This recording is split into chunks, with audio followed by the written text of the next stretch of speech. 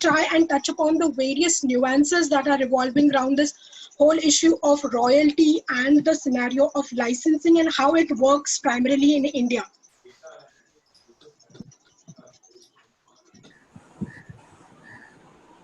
We've called this as music space. This is very broadly the various categories where probably music is being used. It's being used in films, television, radio, online on our digital platforms, live venues, and live performances.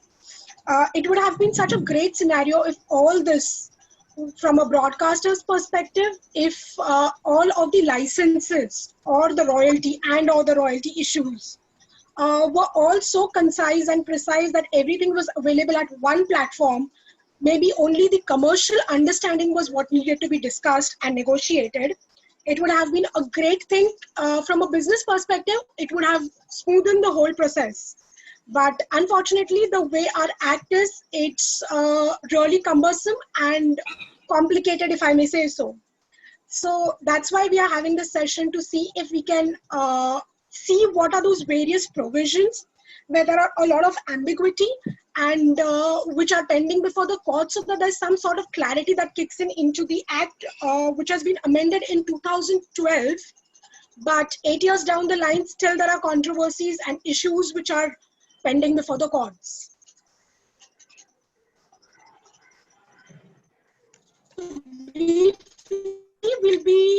We've divided our presentation into these 4 aspects. One is relevant definitions, second is the royalty provisions, third is the copyright society, and the fourth is the evaluation of cases.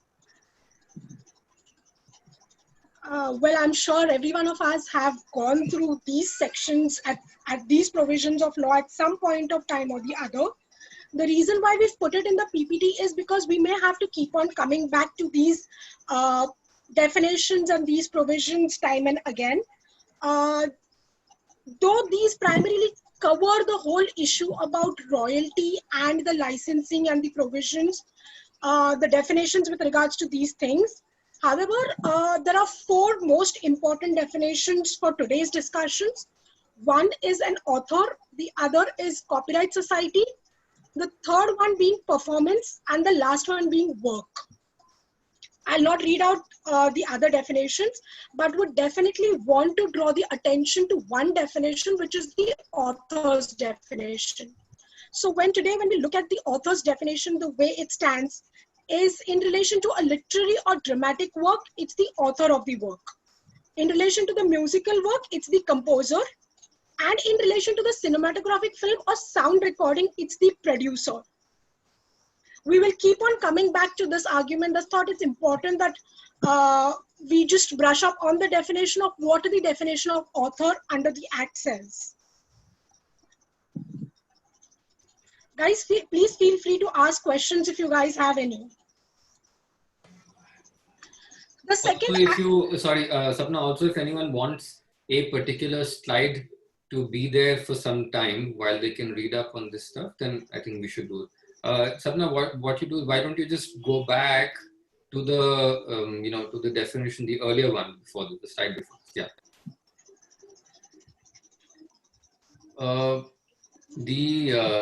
The reason why we set out these definitions, and of course, Sapna's highlighted author, copyright society, work, and one more definition on the next page. But performance. Sorry, performance. Yes. Sorry, but just go back to the other one. Yeah.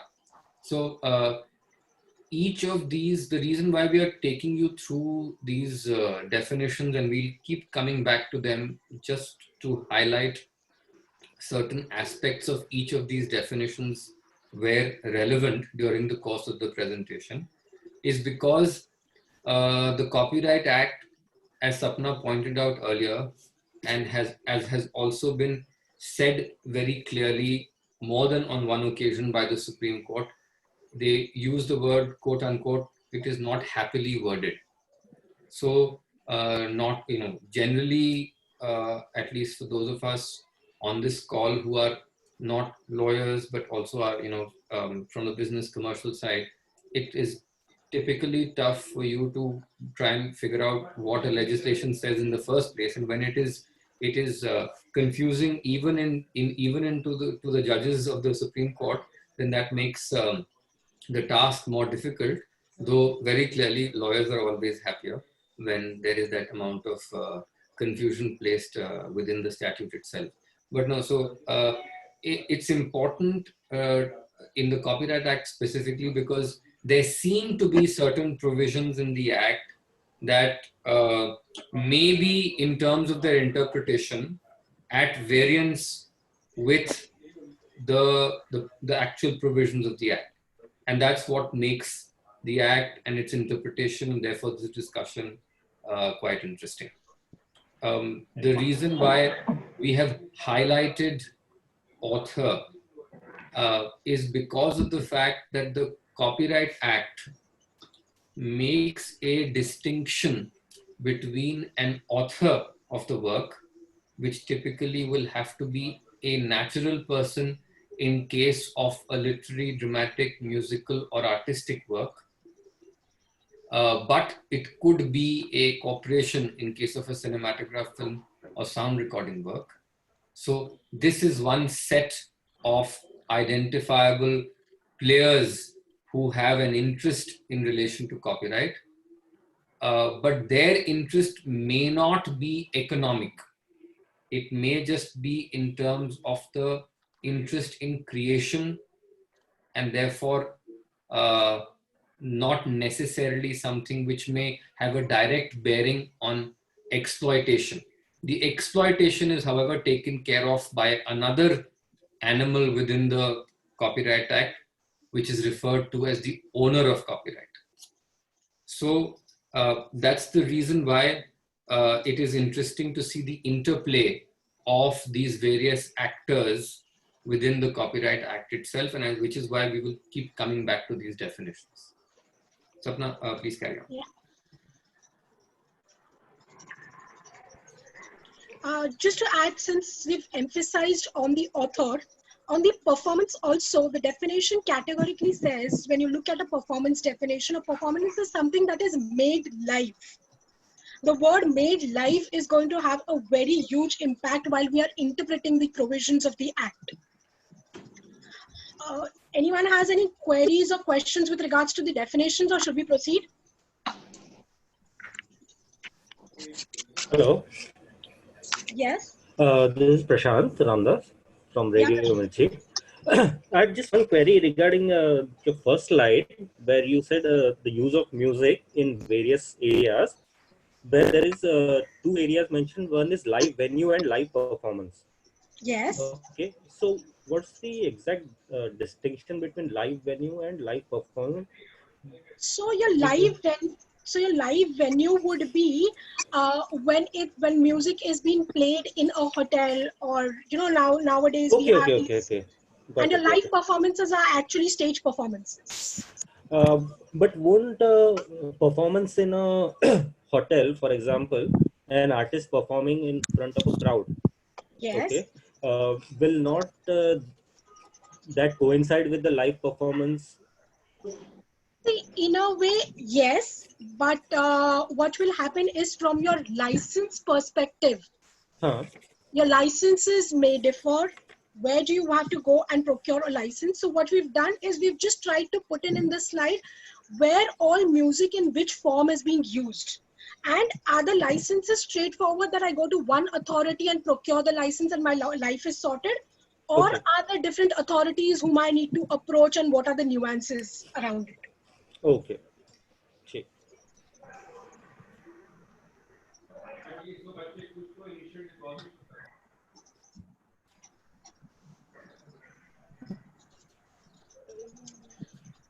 Moving ahead, we have purposely quoted the royalty provision, the relevant part of the royalty provision. I know the slide looks a little heavier, but it's important since we are dealing, today's session is primarily dealing with the interpretation and the way our Copyright Act has been framed. There are two most important sections when it comes to royalty aspect, that is section 18 and section 19 of the Act. Section 18 deals with assignment of copyright, which purely means that a person may assign, the owner of a copyright has the right to assign the copyright to another person, whether it's partially, wholly, with limitations, without limitations, and those kind of things. There are several provisos which have been added, which are in the form of an explanation to the section 18 that's been provided in the Act. And to post, I'm sorry, someone's, can someone is on speaker, can you mute it please?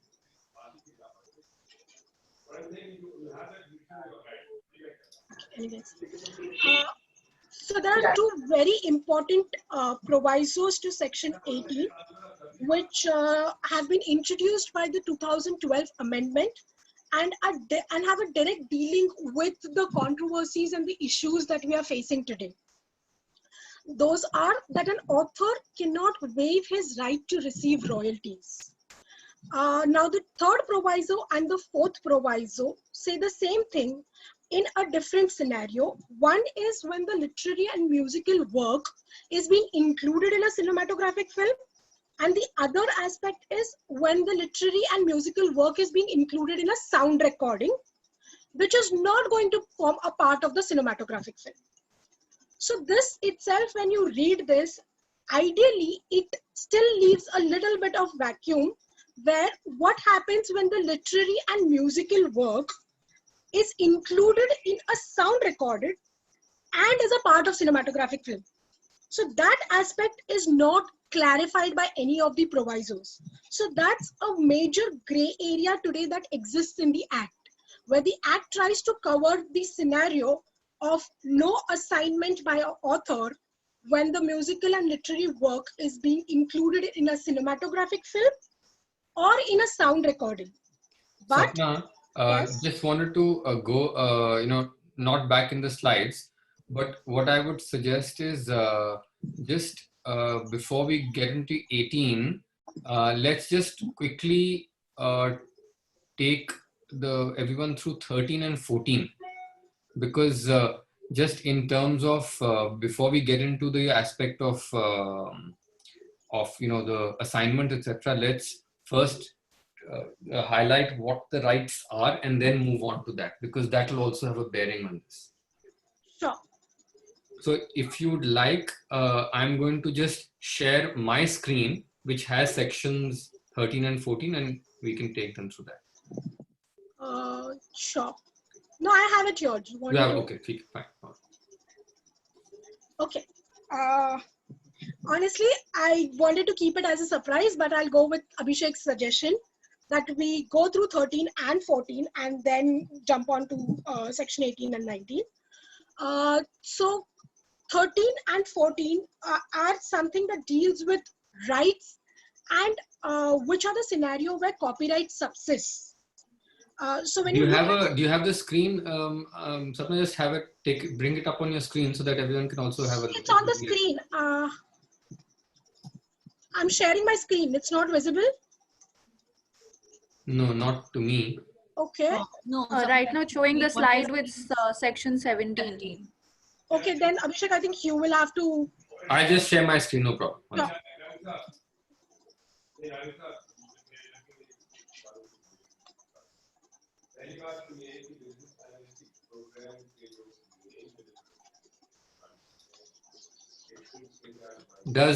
Can everyone see it now? Yes, 13. All right. Sapna, go ahead. Oh, sorry, 1 second. Okay, so section 13 primarily deals with works where copyright subsists. When you look at these categories, particularly section 1 and the categories which are mentioned in section 1, it specifically deals with a literary, dramatic, musical and artistic work as one set of categories, if I may say so. Second is cinematographic film, and the third is sound recording. So technically, sound recording is shown as a separate category, distinct and independent from the literary and dramatic works, which exists in section 13(1)(a). So primarily on section 13, from today's discussion point of view, this is a very important aspect to bear in mind, that the Act, the way it stands today, it draws a distinction and recognizes sound recording as a separate category itself. We will look into the legislative intent and various other things as we proceed further. It's important to note that the Act, we may have read it so many times, but it clearly draws a distinction between a literary and musical work and a sound recording. Just to complete the chain of thought, without reading the rest of the section 13, if we look at section 14, and particularly section 14(1)(5)(e), if I'm not wrong. One second. Yes. Section 14 deals with, in case of a sound recording, what are the rights which are available. So when you see this, it specifically says that in case of a sound recording, you can make other sound recordings.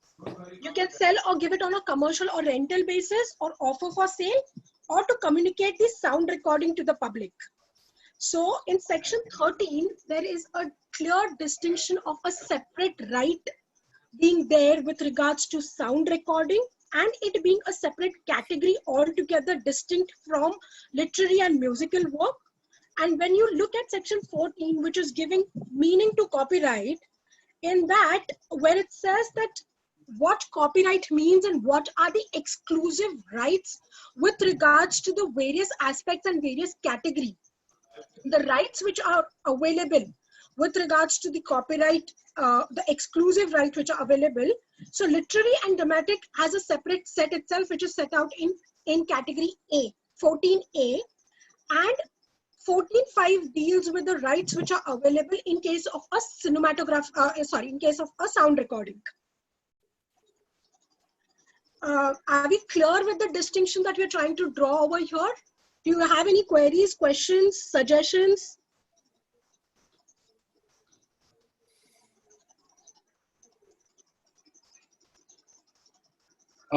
Just for the sake of clarity, hi, this is Aniket.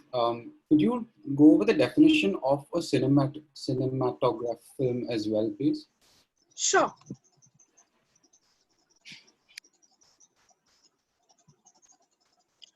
Do you want me to read it aloud? No, just thinking aloud, like, does it include stuff like web series, everything that we're seeing right now, for example, any artist who's kind of putting their music as a, the soundtrack for a web series or a film, Netflix, Amazon, these kind of things as well. Yeah. Okay. So the cinematographic film definition is quite wide. I'll just read it out. It's a very short definition. It says cinematographic. I pulled it up, Sapna. It's there on the screen. You can just read it up from there. Sure. 1 second. It's a short definition. Which says means any work of visual recording and includes a sound recording accompanying such visual recording, and cinematograph shall be construed as including any work produced by any process analog to cinematographic, including video films. Got it. Thank you. I had a question. This is Sahil. It answers your question, I think, Aniket, that everything, all types of visual recordings, which would include web series and any other television program, etc., is all included in this. Yeah, for sure. Thank you. Yeah. This is Anand here. I had one more query linked to the cinematographic film itself. What happens when this film is aired on a TV channel or on digital platform? Will the definition of cinematograph film imply as is to both these aspects as well, although it's not necessarily in the cinema and in the theatrical screen per se? Hi, Anand. Hi. Yes, it would, because when you look at the definition, it says means any work which includes the sound recording accompanying so and so. It does not define a platform, or the definition itself is not restricting or linked to exploitation of the platform. So irrespective whether it's being played on television or your digital platform, the definition will have to be looked into as a whole. Got that. Thanks. Hi, this is Sahil. I had a question. Yeah, yes, I have. So that gray area that you were talking about, isn't that covered by this definition of the cinematographic film, which is the sound recording plus the cinematography?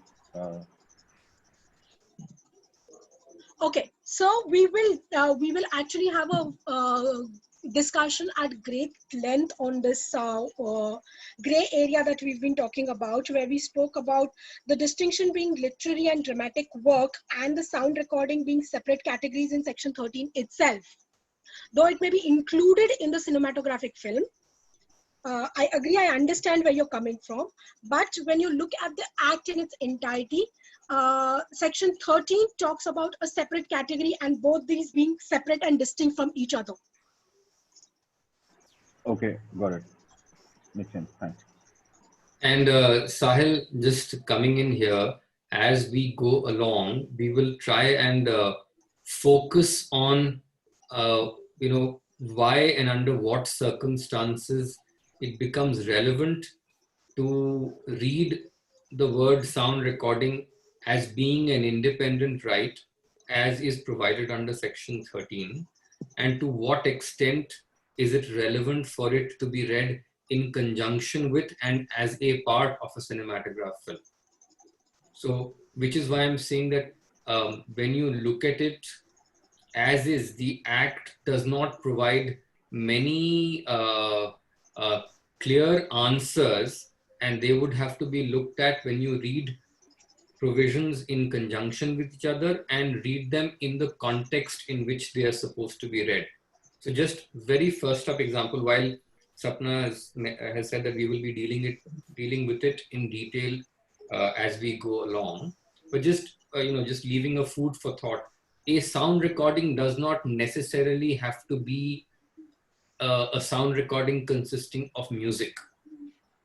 Any recording of a sound which gets amalgamated into the visual part of the film and gets synchronized with that can be termed as a sound recording for the purpose of such sound recording being included in the film.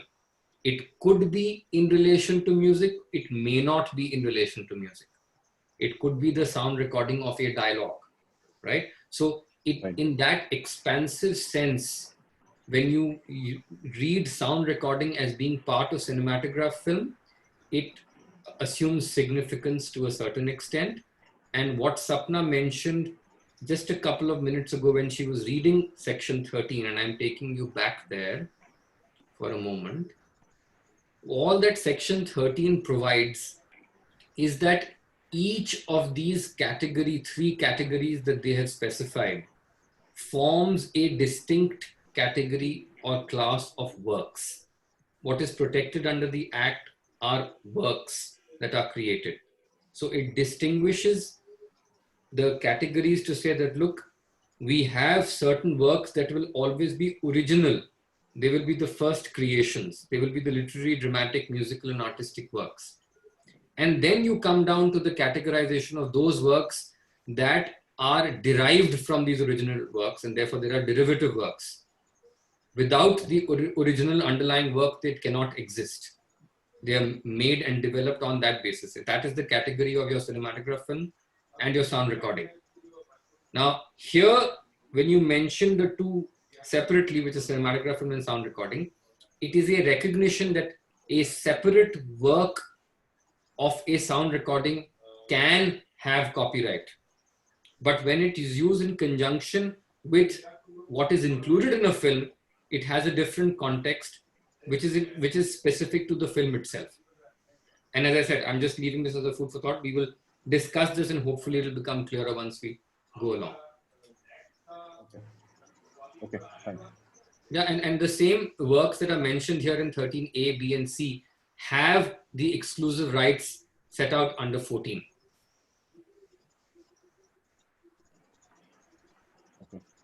Before Sapna goes back to 18, one aspect that I wanted to highlight once again is it's an interesting aspect that you have to it's not explicitly mentioned, but you have to infer it from the language. And it will become very relevant when we talk about section 17, 18, and 19 in terms of first ownership. You saw the definition of the word author in relation to the various works. I'm pulling it up once again. Author in 2D has 1, 2, 3, 4, 5, 6 in relation to the various categorizations of what is the work and who would be the author in relation to that work. Very interestingly, nowhere in the definitions do we see a definition of an owner.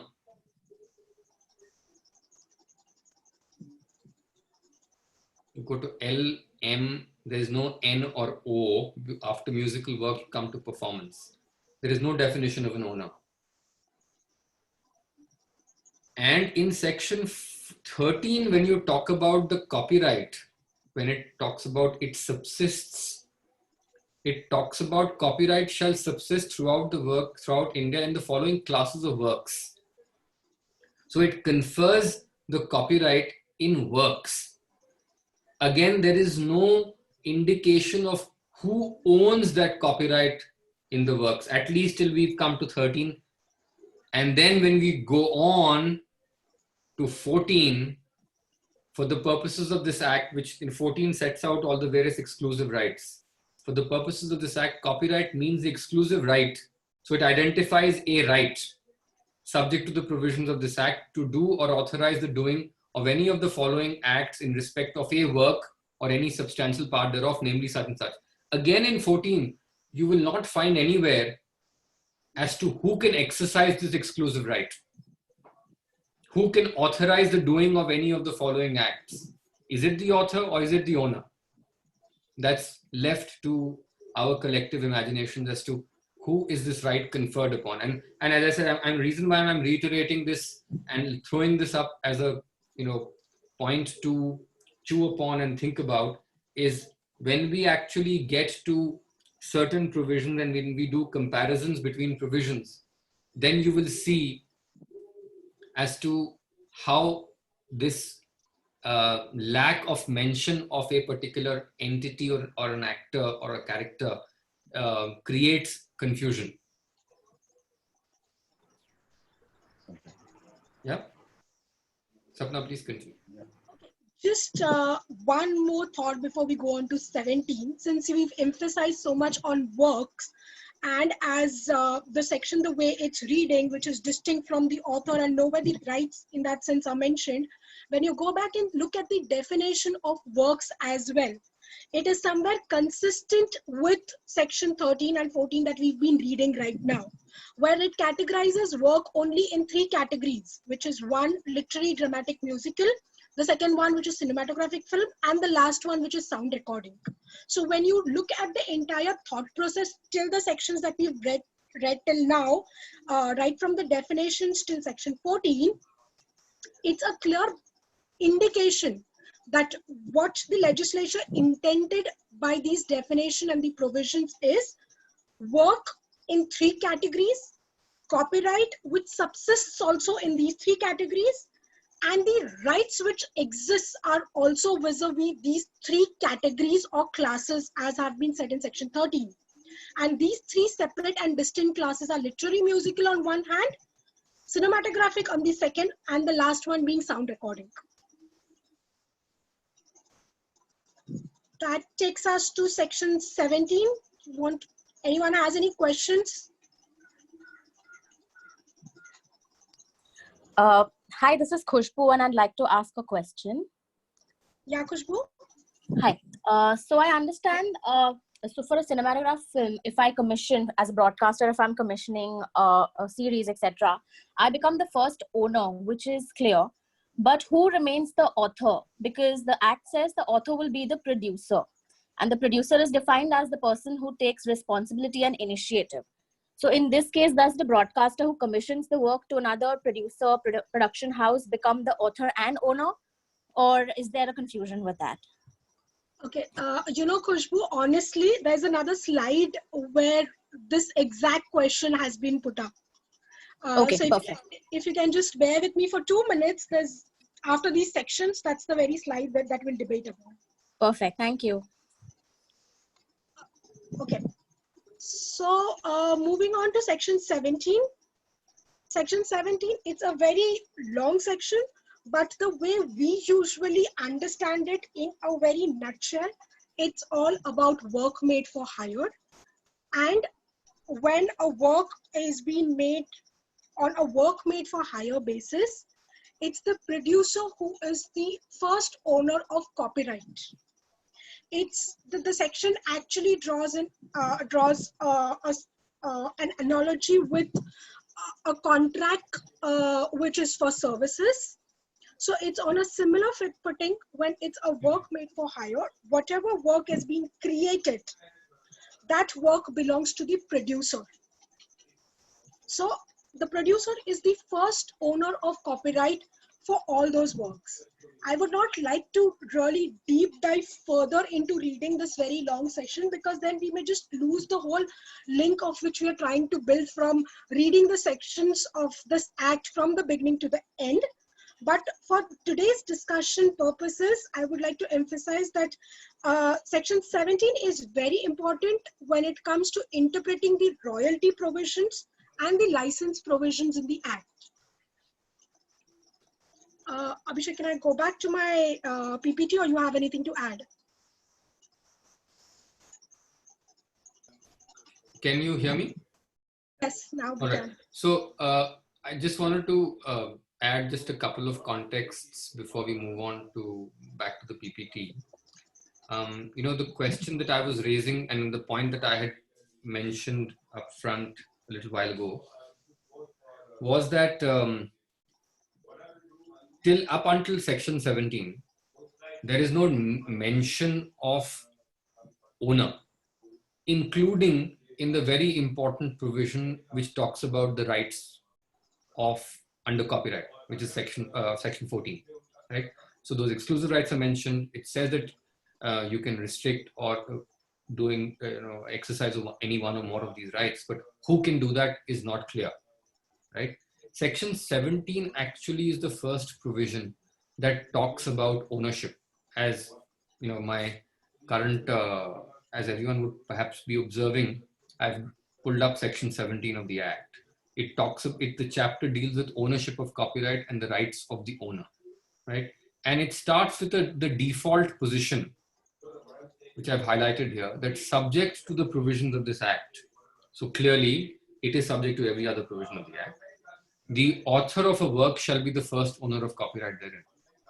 So default position, ideal world, when the author creates a particular work, they will be deemed to be the first owner.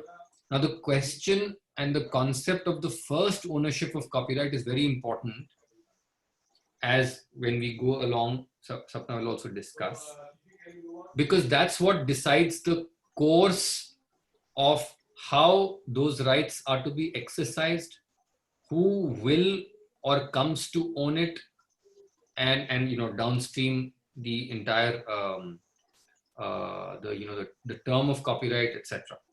All of those things become relevant only by virtue of determination of who shall be the first owner of copyright. And this has been a point of huge contention amongst people who've written about it, amongst the various courts, and that's why we want to concentrate on this, and you will see the interplay once we come back to the slides. But very quickly, the two main provisions that are, you know, have been looked at and have been interpreted are these two. And remember, these are provisos. You start with the default position that I had highlighted, that subject to provisions of this Act, the author of a work shall be the first owner of the copyright therein, provided that. So now you are talking about the proviso. What are the exceptions to that general rule? Those exceptions which are most focused upon, most debated, are B and C. And we'll come back, I'm just highlighting them. Please just read them. We'll come back to them once we are discussing the details of this. And that's when this entire aspect of whether it is a commissioned work, if so, what are the circumstances in which it can be a commissioned work, who becomes the owner, who remains the author, all of those things will get answered. Now, these were the two provisions that have been interpreted, the maxim that I mentioned. After the amendments, there is a new proviso that has been inserted at the end of this provision, which is this proviso here. And this will become one of the focuses of our discussions today, or maybe tomorrow, depending on when we reach here. Provided that in case of any work incorporated in a cinematograph work, nothing herein contained in clauses B and C, which I just pointed out to earlier, shall affect the right of the author in the work referred to in clause A of subsection 1 of section 13. And we'll take you to all of these provisions. Very important is the suddenly, after talking about an author in the beginning in section 2D, and then talking about the works in 13, and talking about the rights in 14, and then talking about ownership in 17, suddenly you have right of the author in the work. Where does it come from? We will discuss that as well. Just leaving that as a food for thought for you before we move on back to the presentation. Sapna, please carry on. I'm stopping my sharing of my screen. Why don't you start sharing yours? Oh.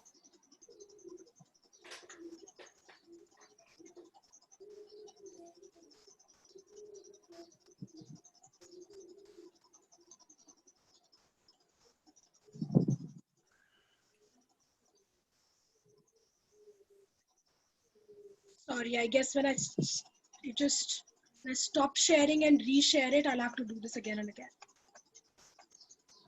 Okay.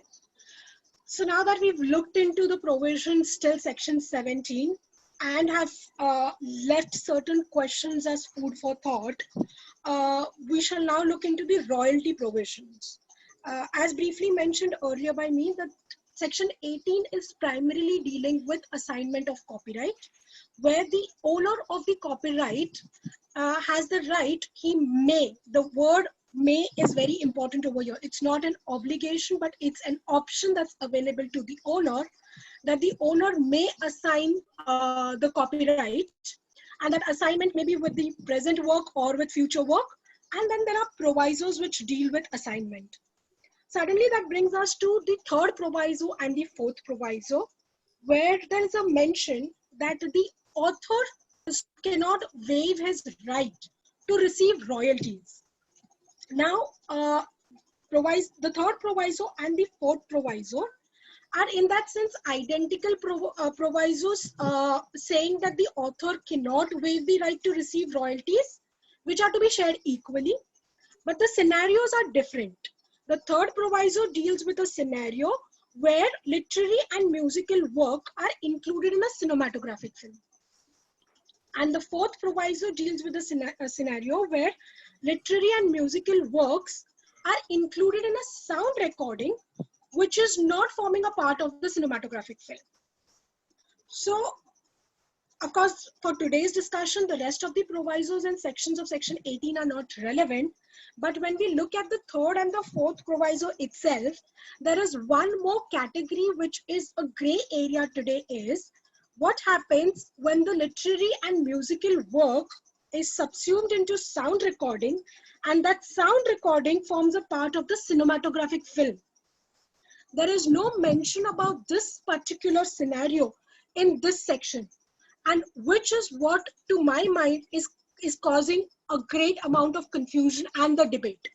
Or probably I would say that if I may go back to the discussion that we had, that when you look at the definitions and right up till section 14, when you look at the definition of work and then go to section 13 and followed by section 14, there are only 3 categories which are mentioned where there is a specific distinction between a literary and musical work and sound recording. And to my mind, that could be the intention why this third category that I just spoke about of a literary and musical work which is subsumed into a sound recording and forms a part of the cinematographic film, does not find any mention in the assignment of copyright in this particular section.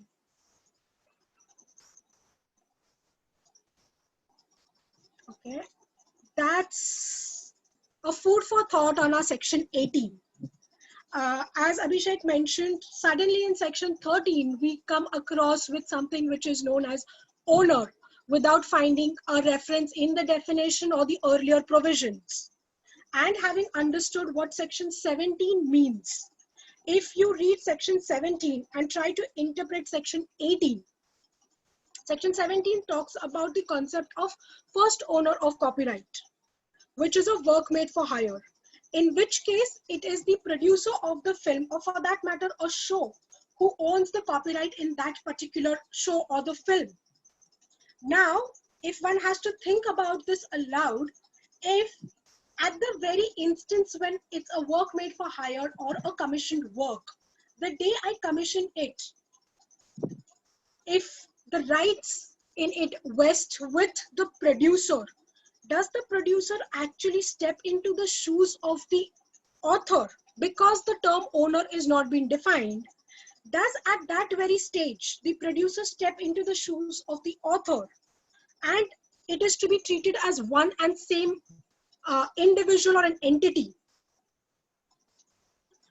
The reason why I'm saying this is when you look at the definition, going back to the definition of author, where it says that in relation to a cinematographic film or a sound recording, the author is the producer.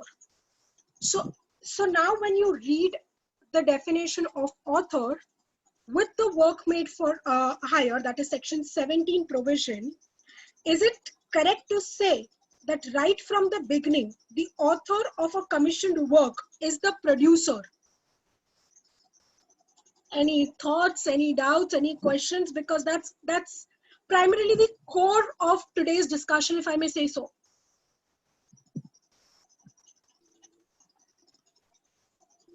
Hello, Sapna. This is Prashant here.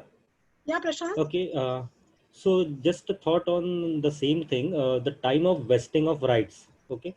So many times I've come across this debate in while negotiating the contracts, that if I commission a production house to produce a cinematograph film for me, many times the producers try to create a lien on my rights, saying that the rights which I create in the cinematograph film which you have commissioned for me will vest in you only after you make payments for those. Now, if I go with this concept of work for hire, where I am the producer, therefore the author, and therefore the rights subsist ab initio as and when they are created, whether the cinematograph film is complete or not. And if I terminate the agreement in between, whatever the rights have been created thus far, ab initio vest in me, irrespective of the fact that whether I have made the payments agreed in the agreement or not. So if I take a view that because I am the author and this is a work made for hire, and because by virtue of that, I am the owner of the rights right from the moment of creation of those rights, will that be correct? Prashant, okay, Abhishek, do you want to? Okay, I'll take this. So, Prashant, ideally, the scenario that you mentioned is more on the line of an assignment, because technically it's the Correct. work is being created which is going to be assigned to you on a future date.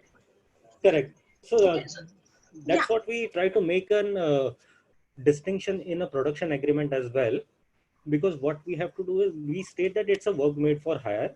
Correct. I understand in an assigned work, the work is already created and the rights are being purchased by me. So until and unless I pay a consideration for that work, the rights will not vest in me.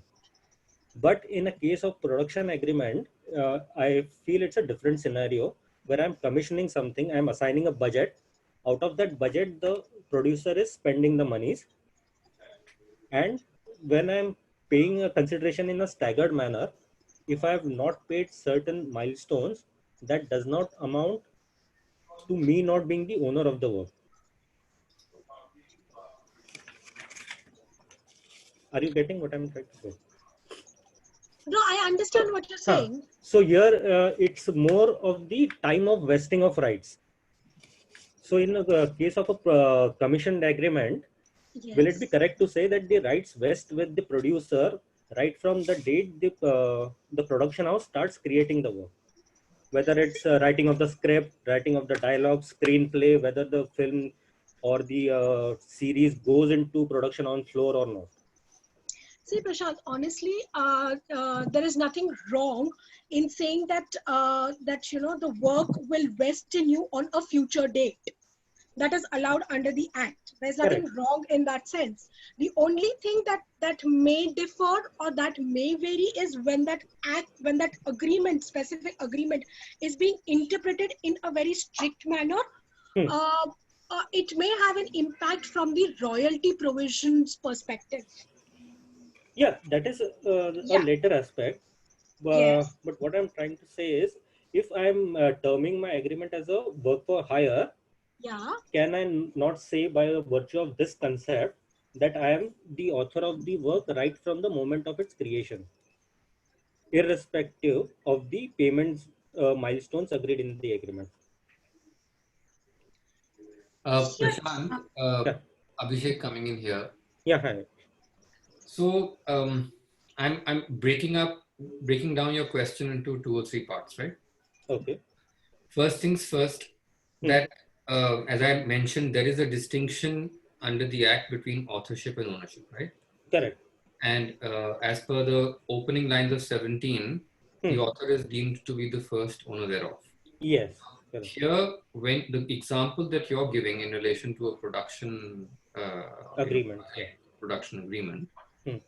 but there is so there are individuals who are the authors who are creating the underlying works, Correct. story, screenplay, Yes. dialogue, music, lyrics, etc. Right? Yes. I'm putting that as one category. Okay. Typically, so for the first thing is in relation to authorship of such works, Hmm. because all of these are literary and or musical works, they could be artistic works as well. Correct. In each of these situations, the authorship will very clearly vest in the individual natural person concerned. Authorship, not ownership. I'm making a distinction for each category here. Yeah, correct, correct. Because Got it. 2D talks about the definition of an author. Correct, correct, correct. Right? And yeah, got it. an author will always be, except for the cinematograph film and the sound recording, will always be a natural person. Correct. And in which case it will be the creators of those respective underlying works who will be the authors. Exactly. Yeah. Now, who will be the owners in relation to those works? First things first, default position, they are the first owners. Yes. But we are looking at the time of vesting of ownership as per your question. Yeah. Let's assume that none of these underlying works have been created at the time that and I'm now first moving from a simple example, then I'll move to the complex one. Okay. The simple example is there is a production company which is the producer. They are taking the initiative and responsibility for making the film stroke, web series stroke, television series, right? Correct. There is a single producer. Yeah. That company or an individual may be engaging these individual players to be creating those works, their respective works, right?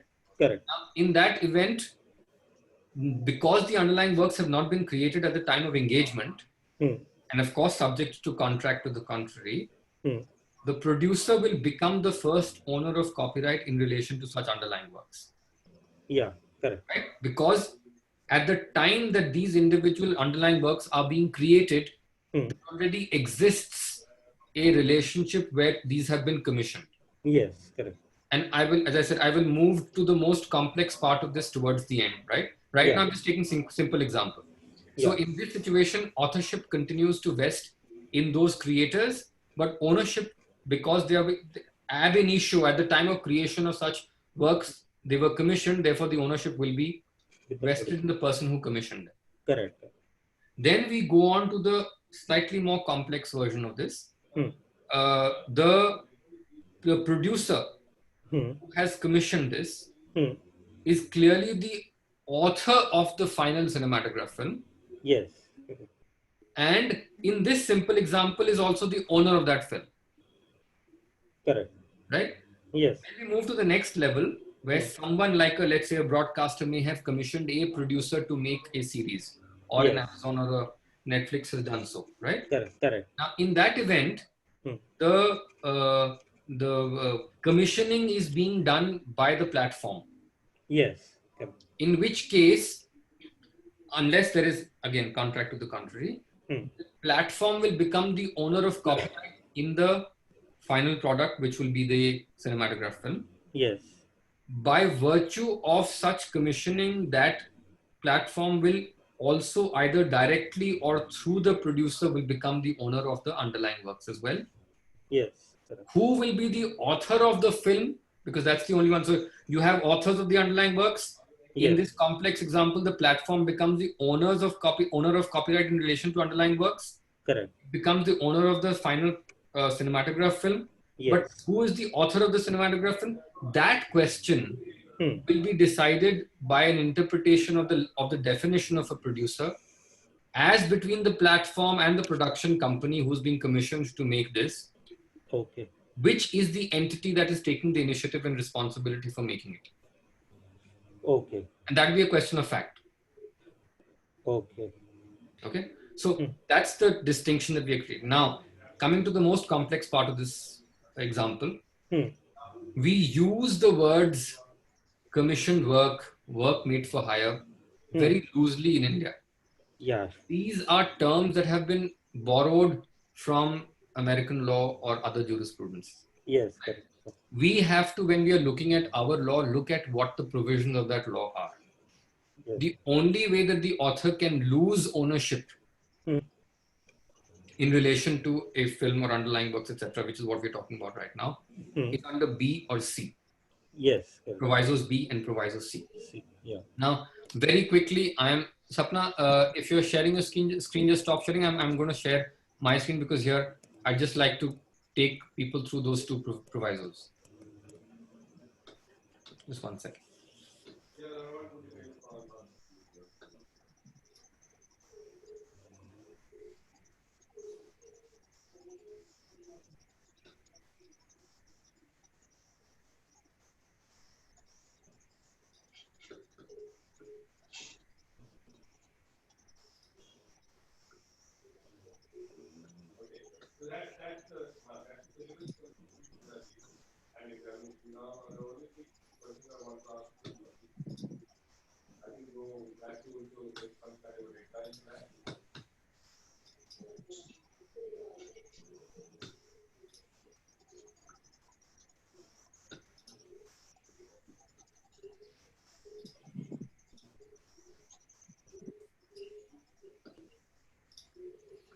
Can people see this? Yes. Yes.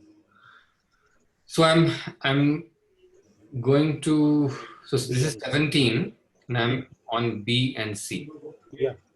Subject to provisions of clause A not relevant. Now, in the B is talking about specific categories of works. Yes. All right. So in the case of a photograph taken, not relevant for us, or a painting or portrait drawn, not relevant for us, or an engraving, let's stop here. Till now, it's not relevant. Yeah.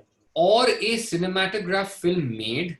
So subject to provisions of clause A, comma, straight away come to a cinematograph film made, in the case of a cinematograph film made for valuable consideration at the instance of any person, such person shall, in the absence of an agreement to the contrary, be the first owner of copyright therein. Correct. Now here, now the question is of interpretation, and Supreme Court has taken a particular view. I'm saying that what I'm going to now suggest I'm trying to balance two views here. Okay. A view that was taken by the Supreme Court in 77 and has been followed thereafter. And another view that could be taken. Now let's see that. B has subject to the provisions of clause A in the case of a cinematograph film made. Here, we are talking about the subject matter, or the work that is the subject matter of this provision is the cinematograph film itself. Yes. Yeah, for valuable consideration at the instance of any person, such person shall now, in the absence of contract, be the first owner of copyright therein, wherein in the cinematograph film. Yes. So, while Supreme Court in 1977 said that the word cinematograph film here ought to be interpreted to include within its fold the underlying works that go on to making of that cinematograph film, it's an arguable proposition whether that should or should not be included. Of course, Supreme Court has said so, that's the law of the land, and that's what has to be followed, and that's what is being followed. I'm just saying this is the contrary argument that is being presented, which could be accepted by a court of law tomorrow, may not be accepted. To my mind, there is a valid argument to be made that when you're talking about cinematograph film, it includes within its fold all the elements thereof. Yes. So I am, and this is where this is akin to commissioning. I am asking you to make this cinematograph film for valuable consideration at my instance, and in such event, I, such person, shall, in the absence of any agreement to the contrary, be the first owner of copyright therein. Exactly. I am the owner of copyright in the cinematograph film. When I commission you to make it, I am therefore also the owner of the underlying works, because those works are flowing to you, the original producer, so as to speak. Correct. In terms not only of your engagement of those individual people who have created the individual underlying works, but also because that then, as per contract, should vest in me. That's one. The C is in the case of a work made in the course of the author's employment under a contract of service. B is a contract for services, which is an arm's length transaction. Correct. C is a contract of service, under to which A and B does not apply. So very clearly C is excluding B. Yes. It's saying if you're covered under B, fine. But if you're not covered under B, you come under C. And in that case, you can come to own that underlying work or the cinematograph film or the sound recording, as the case may be, if you, the person who is paying, is an employer. Correct. And he or she or it has employed the author under a contract of service. Correct. In that case, they will be the first owner of copyright there. Yeah. So these are the two circumstances under which ownership becomes distinct from authorship. Okay. Right? But again, this is the hotbed of controversy, and that's what has a play out when you come to 18 and 19, which Sapna was discussing. Yeah. Sapna, back to you. I'm stopping share. Sure.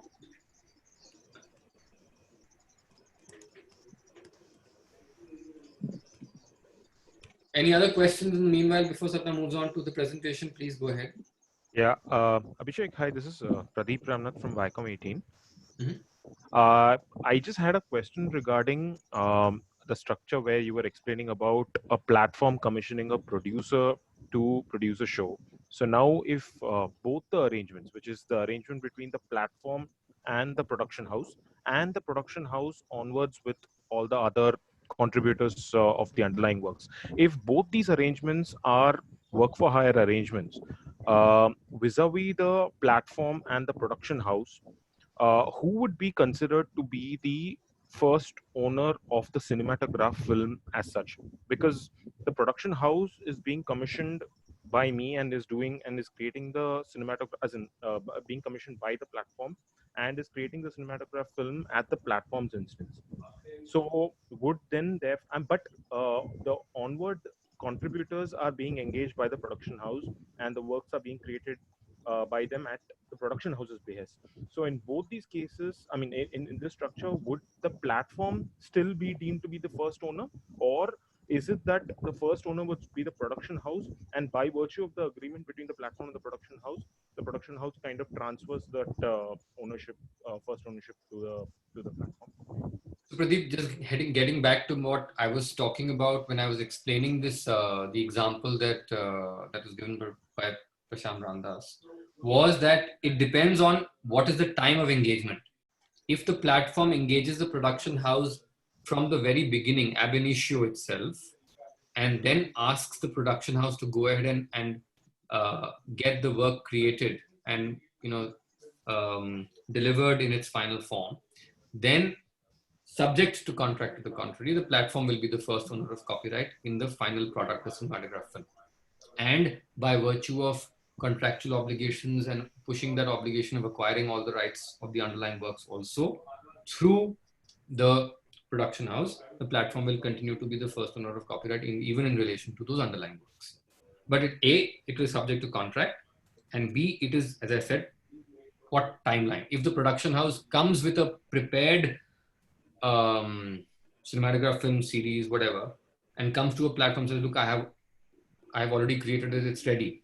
In that case, there will have to be an assignment of copyright to the platform for the platform to become the owner of copyright.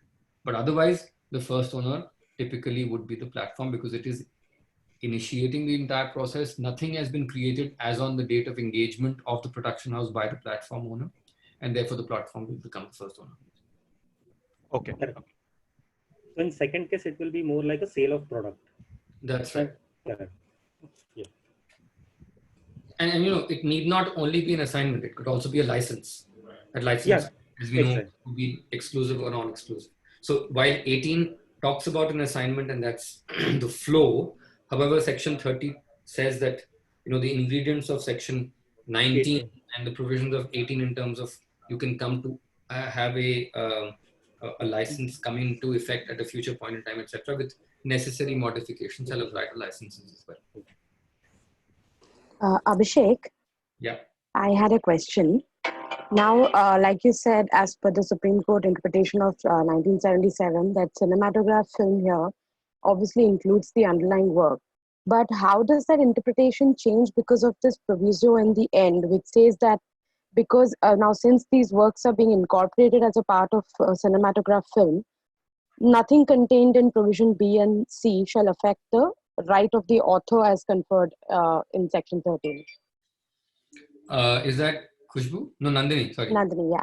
Nandini, that's going to be part of the discussion as we move along. So sure. Let's park that. But yeah, that's one of the most important aspects of the amendments. Right. Sure. Okay. Khushbu, you've raised your hand. Is there any question that you need to ask? Yes, Abhishek. Just to go back to authorship, so you clarified that the producer's definition will have to be looked at on a case-to-case basis, which I understand. But is there a world where the production house that the platform engages can claim to be the author? Because when we come to responsibility, so there are two parts to it, right? There is initiative and responsibility. Responsibility, it is easy for the platform to say that, yes, because we're making the payments, we're controlling the entire thing, we're taking the final responsibility. But how about interpretation on the initiative part? Because so the production house may not have started work, but they might have pitched the first concept to us. So does that make them eligible to become authors in any scenario? Good question, Khushbu. This has not reached the courts as yet, but my first up answer to that is, if you look at proviso B, which I had just mentioned to section 17, because typically speaking, engagement of the underlying work creators could still be construed as a contract of services and employment, etc. But clearly, in most circumstances, the platform does not engage the production house as an employment situation. So we are looking at a commission work scenario like B, right?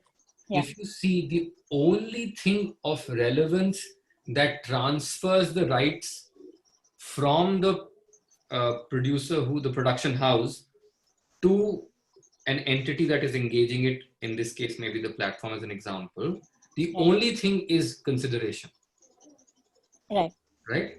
So this is my interpretation, that mere consideration does not operate as satisfying the conditions of initiative and responsibility.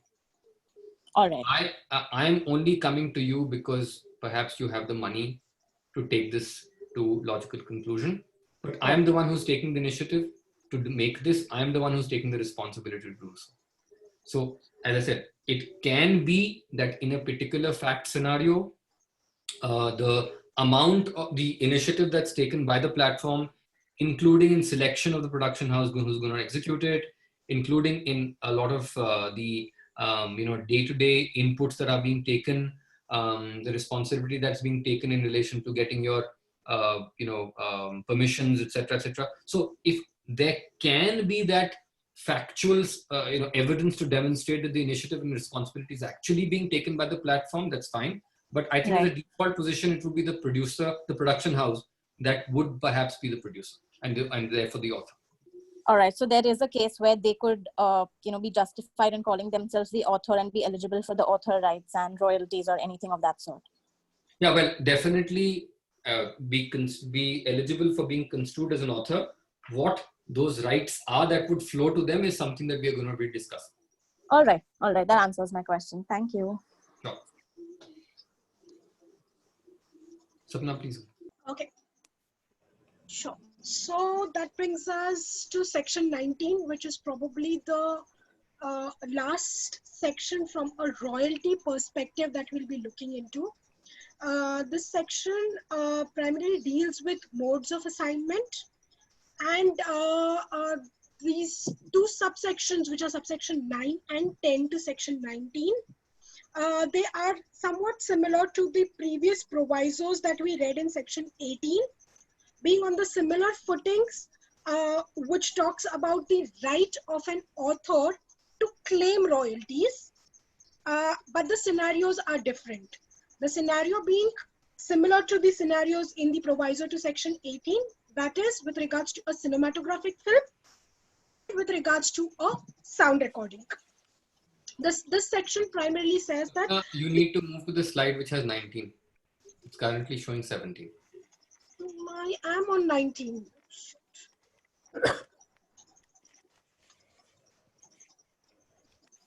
It's showing 17 only. Maybe you'd want to share your screen again.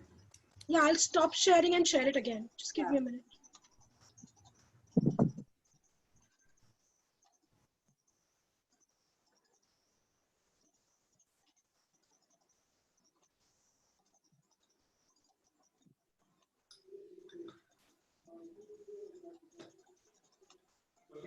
Yeah, it's showing 19 now. Okay. Sorry. Yeah. So just to going back to what we were discussing, it's somewhat, the provision is somewhat similar and in line to section 18, where we were talking about assignment, and section 19 talks about modes of assignment, in which these two subsections mention about the right of an author to claim royalties, which shall be on an equal share basis. Abhishek, do you want to add anything, or should I just deep dive, because then discussions from the scenario would be more helpful? No, I think please continue unless someone has a question on this provision itself. Please carry on. Sure. Okay, so now that brings us to the Copyright Society. Under the Act, only a copyright society, which is a registered copyright society, can carry on the business of issuing or granting license in respect of any works. Now, as we move to the next slide, I don't know, I'm on the next slide. I don't know, it's not showing. Ah, there it is. Okay. What's wrong here? You can see now? Yeah. Okay. So basically, it's only a registered copyright society which can carry on the business of issuing and granting licenses in respect of the work in which a copyright subsists. Now, when you look at this section, which is section 33 of the Act, it basically provides various things. However, it provides, so we all know that IPRS has been in existence for quite some time now. And if I'm correct with the date, it's been in existence since 1969. And then there have been a plethora of cases which have been going on and which are going on even today. But it has its own history about the right to collect royalties, in which cases it can, in which cases it cannot, and things like that. However, when the 2012 amendment came in, the Act provided that the existing copyright society needs to re-register itself to continue performing as a copyright society. And that was required to be done within a period of 1 year of the act coming into existence. There is one more important proviso in this whole section which I would like to draw your attention to, which talks about that a owner of a copyright in his individual capacity has the right to continue to grant licenses in respect of his own work. So when you look at this scenario today, there is a copyright society which can grant licenses, and the same section provides that the owner of a copyright in his or her individual capacity can continue to grant the licenses for his own work. So it's not a scenario that only a copyright society. However, if you read another proviso, which is mentioned on the slide over here, to my mind... Before you move to the next proviso, it's important also in that same proviso that you were just reading, that it says, provided that an owner of copyright shall, in his individual capacity, continue to have the right to grant licenses in respect of his own works, consistent with his obligations as a member of the registered copyright society. Now, the point is, you break up this proviso into two parts. The first part of which allows the owner to continue to have the right to grant licenses in respect of his own works, which is what we were just talking about. The second part is, it should be such a right to continue to have the right to grant licenses has to be consistent with his obligation as a member of the registered copyright society. The question that comes up for consideration is, what if that owner is not a member of the copyright society? Does that owner continue to have that right to grant licenses in respect of his own works, even if he or she or it is not a member of the copyright society? That's a question for consideration. It has been interpreted differently by, at least it has been interpreted to a certain extent by the Bombay High Court in one judgment, and which said that because an independent right exists in the owner to grant licenses under section 30, that right cannot be taken away only because that individual owner is not a member of a copyright society. Because the holding part of this proviso is that the owner of copyright shall have the right to continue to grant licenses. And there, the interesting part of the distinction that the court sought to make was the main holding provision, which starts with no person or association of persons shall. That talks about that it shall not commence or carry on the business of issuing or granting licenses. The first proviso does not talk about the business of granting or issuing licenses. It only talks about the right to grant licenses. That's the distinction that the court brought out. So that if you are doing this as a business and you're doing this for and on behalf of another entity or a person who has assigned or given you certain rights to manage or administer those rights, then you can only do so if you're a registered copyright society. But if you are an owner of copyright, then your very right under 14 is to grant licenses, because your exclusive right under 14 is to exercise and exclude other people from doing so. And you can control that. And because you can control that, you have the right to grant licenses in respect of your own works. That is not a business. That is your actual, means of earning, let's say, exploiting your rights and earning a livelihood. It's distinct in that sense from a pure entity which did not originally own the rights and has then subsequently, by virtue of an instrument or contract, come to own those rights and is exercising those rights. That's the distinction that they sought to make. Sapna, please carry on. Yeah, sure. As I was saying, to my mind, when you read at the following proviso, there could be a certain amount of contrary or contradiction in the section itself, because the previous proviso, as Abhishek pointed out, it's the right which has been vested with the owner of the copyright to continue to grant license whereas his particular work is concerned.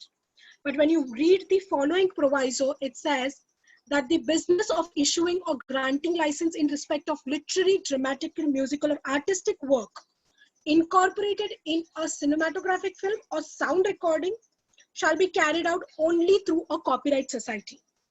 On a plain and simple reading, yes, this may appear to be a slightly contrary view, because at the end of the day, when you talk about works and underlying works, most part of the business is working on either it being forming a part of your cinematographic film or subsumed into a sound recording. So in that sense, are these two provisos contrary to each other? But before we could have reached the second proviso, Abhishek rightly brought out the distinction between the two. It's the distinction primarily, to say it in few words, is the right of a owner versus the right to carry on the business. And to my mind, when it's a right to carry on the business, that cannot by any interpretation limit the right of an owner to license or grant rights in his or own work, which can be licensed. Any questions, guys? Any thought process on the Copyright Society? Because then moving ahead, I'll take you to the factual nuances or the currently the complication and the cumbersome process that we are all involved in today when it comes to music licenses. So is it theoretically possible that an author who's not a member of any copyright society can still make an individual claim against a platform for utilization of his works? Honestly, this is one of the questions that has been posed in the subsequent slides. Let me just take you through and come back to your question. All right. Just one clarification, Pradeep, the question that you just asked. You asked a question specifically talking about an author who is not a member of a copyright society. Yes. Correct. Right? So when Sapna will deal with it, she will perhaps discuss the aspect from a point of view of an author who may or may not be the owner. Yeah. Yeah, sure. That's the distinction that we've tried to draw all throughout, and we will demonstrate that when we come to it. Just one point of a factual point in FYI, that this second proviso, which said provided further that the business of issuing and granting licenses in respect of literary, dramatic, etc., can only be carried out through copyright society duly registered under the Act. That particular proviso has been challenged. The constitutional validity of this has been challenged in the Calcutta High Court and in the Supreme Court. So, I mean, no stay yet, of course, but it's under consideration. What it basically is saying that the 19(1)(g) right of carrying on business of an individual owner of copyright is being sought to be taken away by this proviso, where it is, and there's a violation of Article 14, because you're unfairly making a distinction between a literary, dramatic, musical, and artistic work that gets incorporated in a cinematograph, film, or sound recording, and those that do not, from the point of view of a consideration of whether or not a business can be carried out directly by the owner, or it has to be done through a copyright society. And of course, the Section 30 argument, which we raised earlier on. Okay. Okay, guys, moving ahead. So as we read Section 33, which required the existing copyright society to re-register itself within a period of 1 year, IPRS got a provisional registration only in November 2017, and followed by a proper registration on 8th of June 2018. Now, thus that creates two scenarios. After the passing of the 2012 amendment, there is a period between which there was no copyright society. That is the period from 2012 to 2017, where the copyright society did not exist.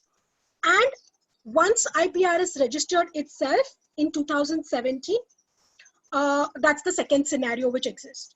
Now, when you look at both these scenarios, technically speaking, it's the same act which is being enforced in 2012. But the ground realities really have changed in these 8 years with the existence and non-existence of IPRS. So the period when IPRS was not there, after the amendment, the industry functioned under Section 33 Proviso 1, which we just read, which is the right of the owner. So in the absence of a copyright society, a person would just approach the owner, procure a license, and continue its business. Post IPRS registering itself in 2017, it has created a little bit of controversy, and there have been a little bit of contrary views, which has led to a few cases being filed, and these cases are pending in the Bombay High Court. From a stay perspective, there is no stay, but yes, there are a lot of interpretation issues which have been which are a concern before the courts, which need to be decided.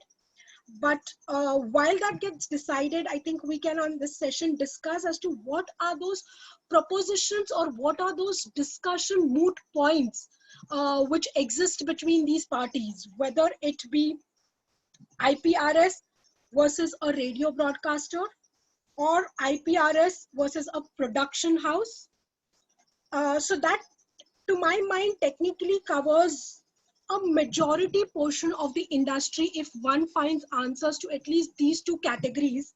And then by interpretation, the same can be followed to other scenarios where music is being used and licensed. But before we deep dive into what these issues are which are pending before the court, and what are the possible defenses or arguments which the parties are raising before the court, it's important for us to know that even today on ground reality, the licenses which get issued for a music, it's not a simple straightforward license. The way it's been is, if you broadly categorize it, it can be said it's a sync license, and there is a communication to public license in that sense. Now, when you look at a sync license, it's basically syncing the music into your shows. If I may give that as an example, you want to use some music and you want to sync it in one of your shows. What happens in a synchronization license is that the way the industry works, it's usually operates that the sound recording is assigned by the producer of a cinematographic film to a music license. The majority of the industry works in this fashion, where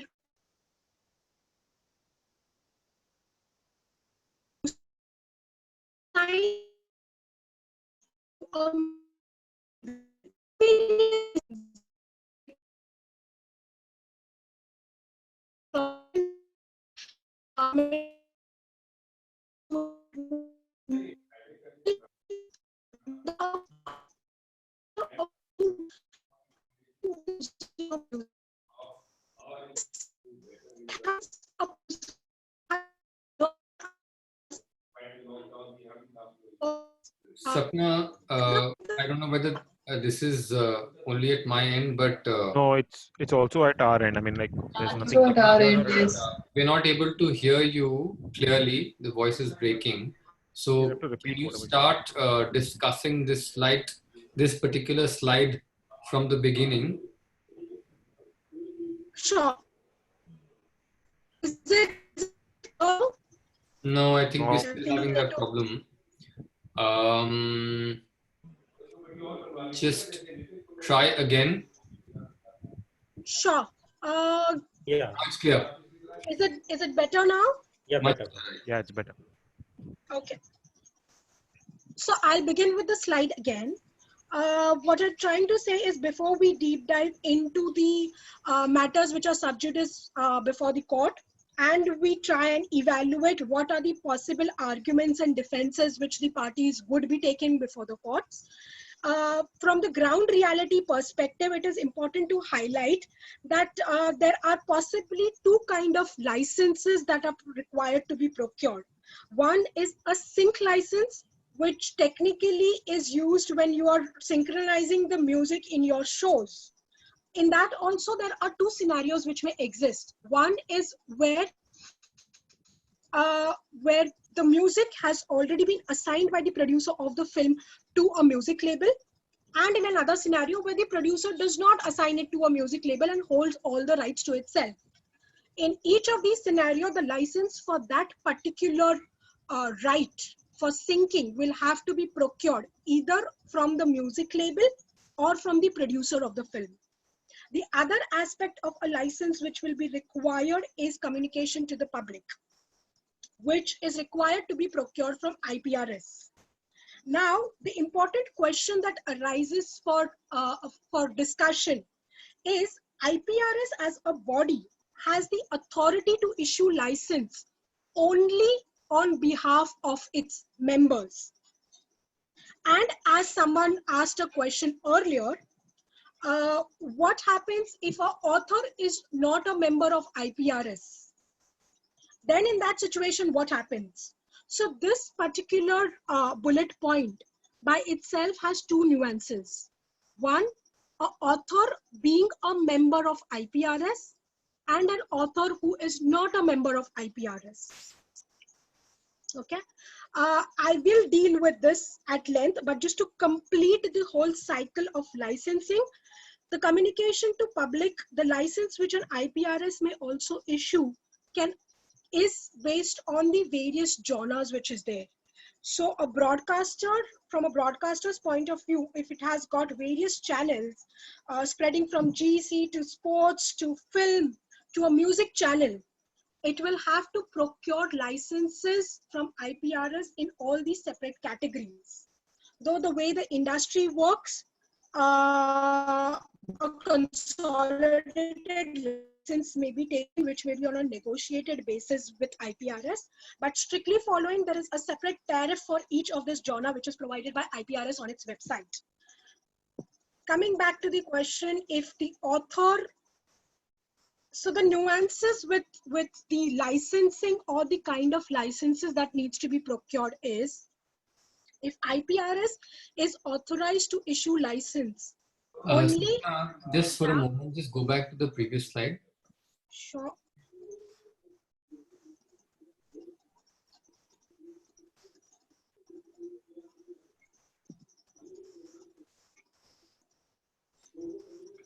Okay, I just wanted to bring to everyone's attention a couple of quirks, even in relation to these aspects that have been just, communicated to this public by Sapna's synchronization with this presentation. So look, synchronization, at the end of the day, the word synchronization, of course, it's a dictionary word, but in relation to music, in relation to any copyright, it is a term that has again been borrowed from US and UK, primarily US. Essentially, the reason why this particular right came about was, as we all know, that unlike in India, pretty much in other jurisdictions, music is always licensed in for the purpose of using in relation to the film. Typically, there is, of course, the original background score that could be created for a film, but largely music is not created for the film. You license in that music for Hollywood or other foreign films.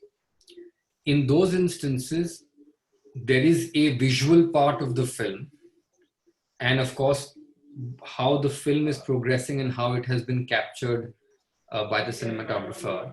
There will, of course, be a continuing audio part of the film which is going along. Of course, that can separately be mastered, etc. Those are nuances one doesn't need to get into. But when you are bringing in something which is currently foreign to the film, which is this musical composition, sound recording, or whatever it is, that is operating outside the purview of the film, and it is licensed in, and then it is sought to be synchronized. It is sought to be married, it's sought to be added to the visual part of the film, that's where the synchronization came about. But at the, again, when I said in the case of a commissioned work and work made for hire scenario, these are not terms that are used in our act. What is used in our act is the exclusive rights under 14, which talk about making of a copy of the work. It talks about making a cinematograph film or a sound recording based upon that underlying work. So our equivalent of synchronization is the reproduction along with the film, or making of a film or a sound recording based upon that work. And of course, communication to the public is the public performance communication to the public, as the case may be. That's a separate independent right that exists under the Act. Communication to the public may be required depending upon what work is it that is sought to be married into the film or the series or the television program, as the case may be. Is it the lyrics and the music? In which case, perhaps it could either be IPRS, or where it is not, it is outside the scope of IPRS membership or ownership, then the relevant producer who owns the owner of that right, right? The interesting part is that there is an exception under section 52(1)(z), which which is not known so well and people hardly sort of ever use it. But 52(1)(z), and I'll just read out that provision. It says, what will not constitute an infringement of copyright? The making of an ephemeral recording by a broadcasting organization using its own facilities for its own broadcast of a work which it has the rights to broadcast. And of course, the retention of such recording for archival purposes. Question is, and one of the cases of the Bombay High Court dealt with this a little loosely, but it is yet to be really tested from what I'm going to say right now. If I, as the broadcasting organization, because this is only specific to broadcasting organizations, and it is a question up for determination whether the term broadcasting organization will also encapsulate a webcasting organization or a platform like an OTT platform, right? I'm not touching that debate right now. But if, let's take a broadcasting organization as it's understood in the common parlance. If the broadcasting organization has the right to broadcast that work, and therefore broadcast is a subset of communication to the public, so it has the right to communicate that to the public. It also has a right to make an ephemeral recording for the said purpose. The court, Bombay High Court in that case, was considering that if for the purpose of exercise of the right by the broadcasting organization of the right of communication to the public to broadcast that particular series to the world, if the reason for marrying the underlying musical work, lyrics and or sound recording with that series, the only purpose is for the communication to the public, then they treated that as an ephemeral recording for which no separate license is required. So the question is whether when you have the right of communication to the public, do you need that separate right of synchronization? How it plays out in practice is that if and when someone does raise that question during negotiation with an owner of copyright who's giving you the right of communication with the public, that owner of copyright says, look, you can only take this defense once I give you the right of communication to the public or to broadcast. So therefore, I will tie in the right of synchronization with the right of communication to the public. So that's how there is an interplay of this 52(1)(z) as an exception to copyright infringement with the actual exercise of rights. The second part of this slide that I wanted to point out is, in relation to communication to the public, the license may not be required only from IPRS. Again, it depends on whether you're taking the underlying works or the sound recording. In the event that you're taking the license, even in relation to communication to the public of the sound recording, in which case you're taking an original sound recording and marrying it with your television series or web series as is, and not doing a version of that to synchronize, then you will perhaps need a license from even the sound recording company in that particular case. Any questions before we move on? Abhishek, again, this is probably maybe you have already explained it, but I'm just not probably understood it right. Because my question is more from the perspective of a film production or say a show production. So typically, whenever any kind of third-party musical works or any kind of third-party works are basically used as part of that cinematograph film or show, the production house always enters into a sync license with the music label only. So the question of going to an IPRS for that particular work, be it whatever is the usage, maybe it is probably just usage of certain underlying works or maybe the sound recording by itself. But that always goes back to an arrangement with the label only. So is it because of the fact that the music companies are not part of, are not members of IPRS and have reserved certain rights with themselves? Or under what circumstances would a sync license have to be acquired from the music label directly? And when is it required to basically go back to an IPRS as such? All right. So, no, you're right. I have not answered that question in the manner that you put it, so I will now attempt to answer it. As Sapna's slide also indicates, the sync license is typically being taken from the label itself. Now, see, the point is that I'm going back again to the fundamentals of what is the basis under the Copyright Act for a requirement of a sync license to be taken. The requirement stems from either the right of reproduction or the right of making a cinematograph film or sound recording, as the case may be, under 14 A1 and A4, if I'm not mistaken. Now, when you are trying to synchronize an existing sound recording as is with a film or a web series or a television series, as the case may be, then you necessarily will have to go back to the label because it holds the rights in the sound recording. It is IPRS's contention, and here there is a dichotomy between what IPRS is otherwise trying to argue and how it plays out in this case. It would be IPRS's argument, if we were to take that argument to its logical conclusion, that with every such reproduction, even of the sound recording, there is an automatic reproduction that is taking place of the underlying work. If that be the case, like IPRS is today saying that you need to pay for the communication to the public of the underlying work, even though you are broadcasting the sound recording, they should also then say that when the sound recording is getting synchronized, automatically the underlying works are getting synchronized, and therefore you must pay separately for that as well. But they don't say that.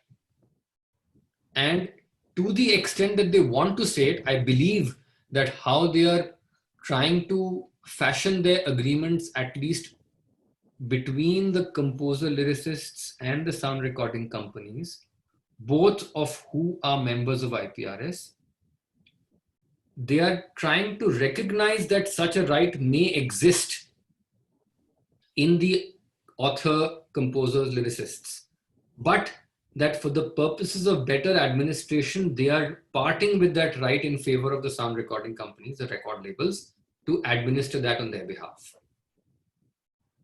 So in actual fact, typically you would be better served if you go to a sound recording company because they can give you the entire package together. What is their arrangement at the back end with the author composers is not of your concern, as long as no one comes after you to allege copyright infringement for not taking a license for synchronization. So that part gets taken care of there. The issue of communication to the public is, and sorry, before I move there, any clarification on that, Pradeep, or have you not understood that? Maybe if you could probably complete your entire chain of thought and then maybe. Right. And hi Abhishek, this is Ashutosh from Viacom. I also want to add something on this issue, but once you complete, we might have more clarity to take that up. Okay. So, but it's important for me to sort of just reiterate that here we are slicing up the rights. one slice of the right is synchronization versus communication to the public. The other slicing of the right is in relation to the works themselves, as between a sound recording and the underlying work, right? Abhishek, from what we understood, I thought you were making the distinction between a sound recording as well as probably the underlying works forming part of the sound recording. And correct. So I'm making those two, but I'm making the distinction of slicing up even the rights. So with regard to synchronization, which is what your question was, right, I'm making that slice between the sound recording and the underlying work, right?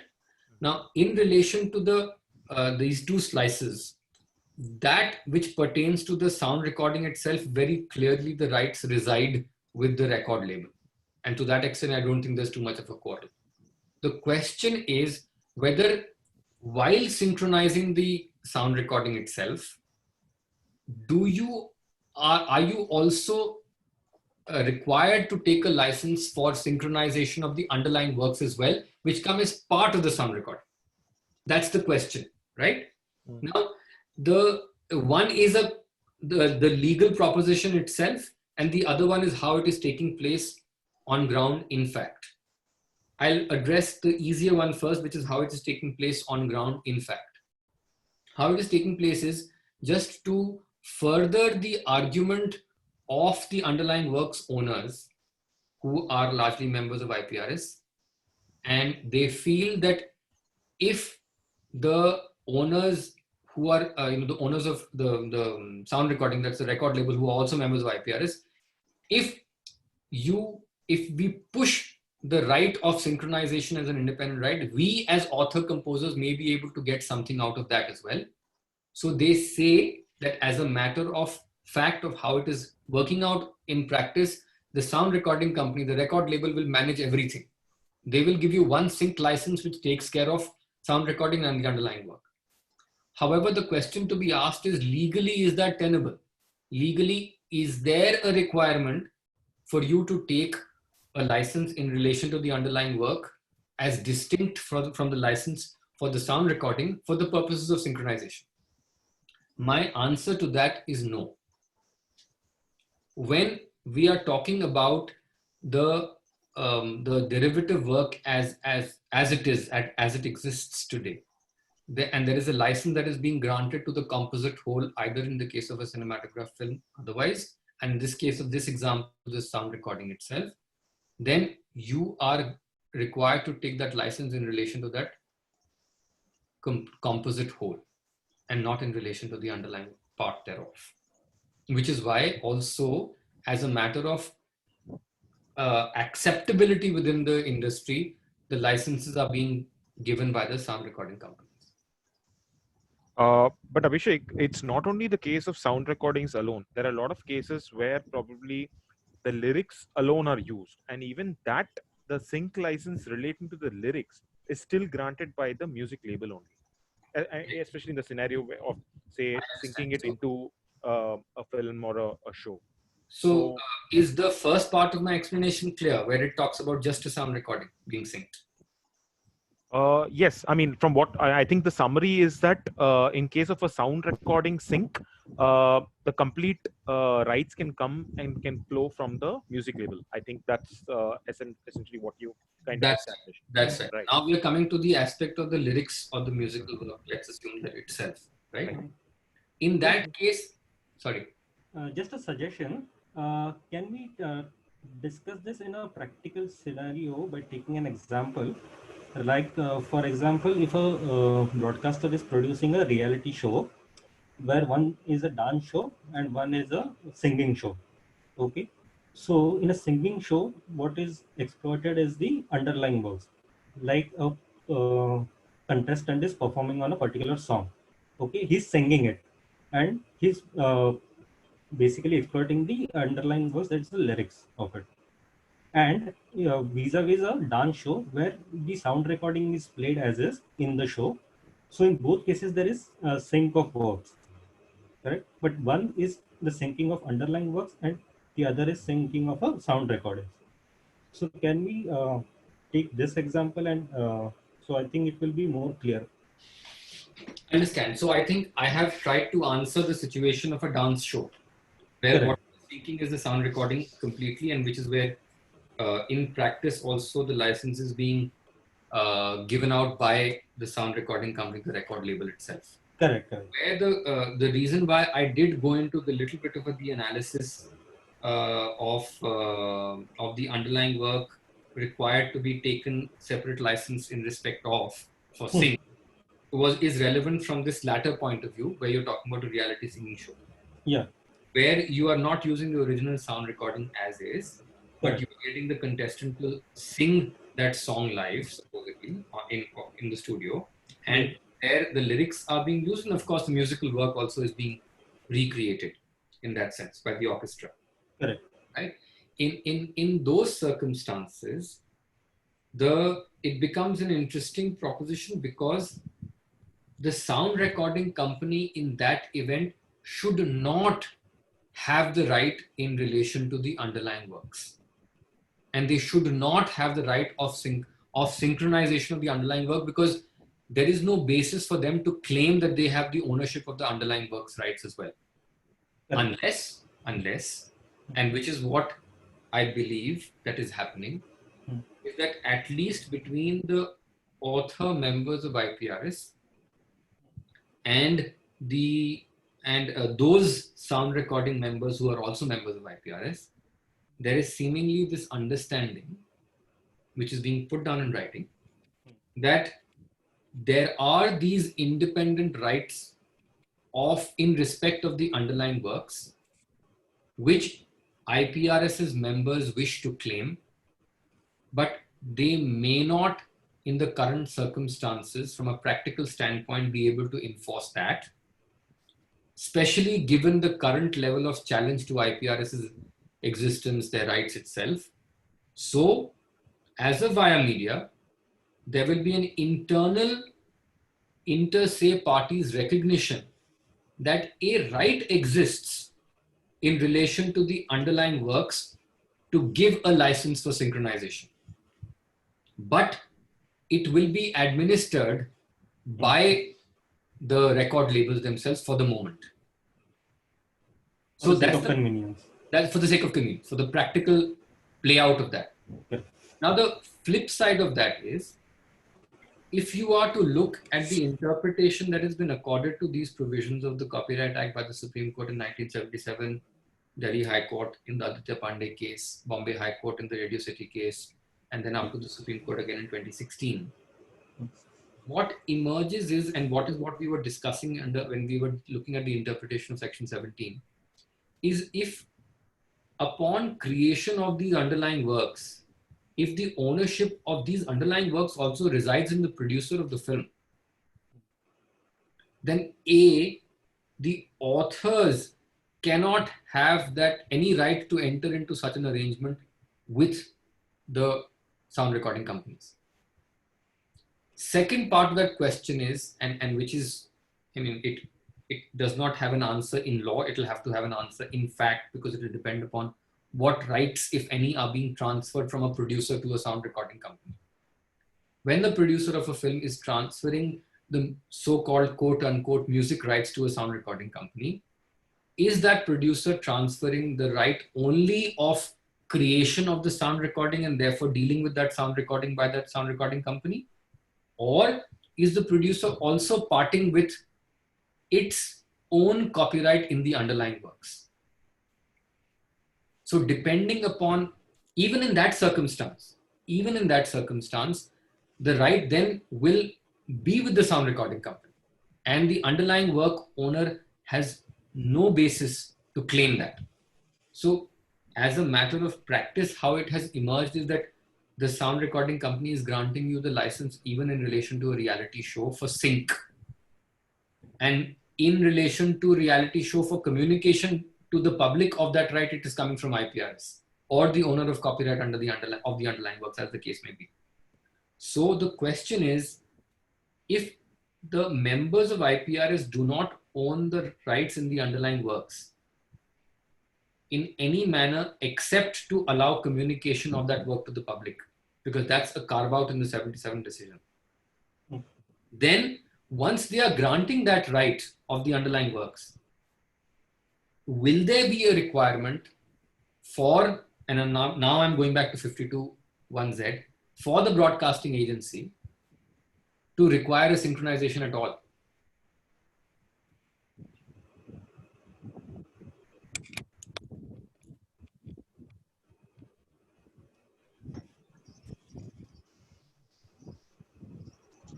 And just to answer your question, finally, I know I've tried to confuse a lot because there is so much, there is still left to interpretation. But the simple answer is that the entity which owns the rights in relation to the underlying works is the entity which may have the rights to grant a license in relation to that synchronization. Yes. It could be the sound recording company, it could be the producer of the film, it may not be the author composer, because they have lost their rights either to the producer of the film or to the sound recording company, as the case may be. Correct. Yeah. So, yeah. So Abhishek, this is Ashutosh. Just I have reviewed IPRS website also to understand how tariff is being defined for different products to be used in different manner and platforms. One thing I observed that royalty and license are used as interchangeably everywhere. So when I see the Copyright Act section 14A and 14E, which differentiate the work of, for example, under 14A, let's only consider literary and musical work for music per se, where we are allowed to do 7 things as a right, exclusive right under copyright. And then in 14E, it covers sound recording, what as a right can be done on these 3 parts. For example, sound recording 14E first mention about the to make any other sound recording, embedding it or storing in any medium or by electronic or other means. And then 14E covers to sell or give on commercial rental or offer for sale or for such rental any copy of the sound recording. And third is to communicate the sound recording to the public. Now, when I see the synchronization, the term synchronization, I don't find any definition specifically under Copyright Act, and since the meaning is not clarified in the Copyright Act, and the issue is that when some music label is separately giving me sync license, the concern what I feel is on the commercial part of it, because the license what music label is granting has no commercial value to me. End of the day, upon exploitation of the music, I would definitely require license for communication to the public from IPRS, as well as I need to also pay royalties to authors and of underlying works and owners. So the concern what still remains that when I'm taking a synchronization license, what is the commercial value? End of the day, the license I'm going to pay for such license, and I don't see any commercial value linked to such sync license. In absence of any specific definition also, I think if I am only going to use sound recording under 14E, then only 3 things comes in the picture. That is first, to make sound recording, embedding and storing in any medium, to sell or give commercial rental basis, and the third to communicate the sound recording to the public. So I fail to understand the commercial validity of such license when it is not giving me any benefit upon utilizing that work, because end of the day I would be paying for communicating that work to the public. So I fail to understand the validity of such sync license also in overall aspects of copyright, where synchronization term is not used under 14A and 14E. So Ashutosh, that's what I actually started off with, to basically say that in the Copyright Act itself, the word synchronization does not figure anywhere. Yeah. It's a concept that has been borrowed from international jurisprudence, because that's how the industry developed. That you would look at external already created music, and then you would take a license to include that in your cinematograph film or the audiovisual work, as the case may be. Right? The question is, what would you qualify this under? You would qualify this under either the right of reproduction, which is A1, or the right to make a sound recording or cinematograph film under 14A4. Because you're using that to make, in the event that you are doing that, I mean, you're not doing this ab initio, but you're using that to make a cinematograph film or make a sound recording, then 14.1.4. Otherwise 14.1.8, right? Because it's a production that is. Yep. Now, independently, it's a right that does exist. It exists independent of the right of communication to the public. But then I also read 52.1Z, which said that if a broadcasting organization, and that's an exception that's only made for a broadcasting organization, if a broadcasting organization makes an ephemeral recording of a work which it has the right to broadcast. So broadcast is a subset of communication to the public. If I have the right to broadcast a work, I have the right to communicate it to the public, right? Which is why I said the owner of the underlying work may have licensed the right to communicate that work to the public to me. Once I have that license, the only way that I will be able to communicate it to the public is if I am able to synchronize it with my audiovisual part of the work, my visuals, right? In which event a synchronization is a mandatory precondition for me being able to Understood. to communicate to the public. In which case 52.1Z comes into play. Understood, Abhishek. Understood. Yeah. Thank you. As I know, the discussion is going on extremely well, but I think we've kind of come to the end of our the timeline for today.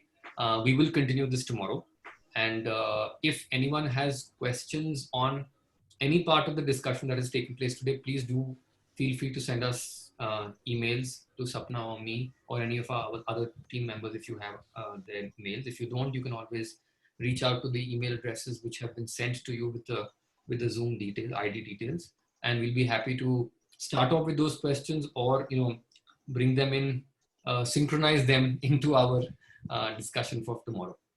So thanks everyone. Thank you. Thank you so much. Thanks, Abhishek. Thanks, Sapna. Thank you, sir. Thank Thank you. you. Thank you. Thanks. Thank you, sir. Thank you. Thank you.